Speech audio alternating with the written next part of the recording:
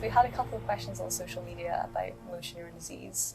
The first question was, what types of motor neuron disease are there? So Björn's going to tell us about some different types of motor neuron disease. Yeah, so I think there are different aspects to that question, but one is that there are different genetic forms of motor neuron disease, and we know that there are different genes in which gene errors are found that are associated with the disease. For example, the commonest form is associated with gene errors in the gene C9orf72.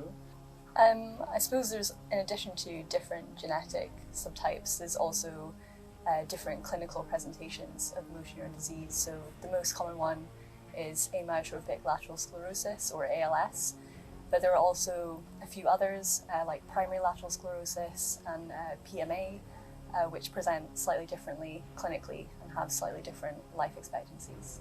The second question that we received was if MND is reversible. Would you like to answer that question, Emily? I can try. Yeah, unfortunately at the moment it's not possible to reverse MND. Our current goal is to really try and slow the progression of the disease or halt its progress, but it's not possible to reverse it. So the third question that we had was who gets MND and why?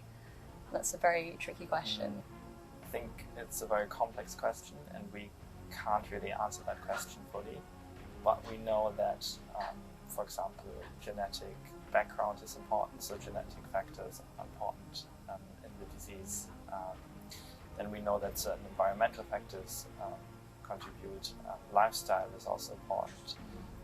So yeah, it's complex and probably all of these different contributions play a role, but the individual contribution, I think, differs between the individual that is living with MND, and it's difficult to pinpoint. Really. Yeah, I think I would agree that it's not one single thing, which is what makes it such a hard disease to try and treat. It's probably a combination of lots of different things that accumulate over time and lead to developing the disease.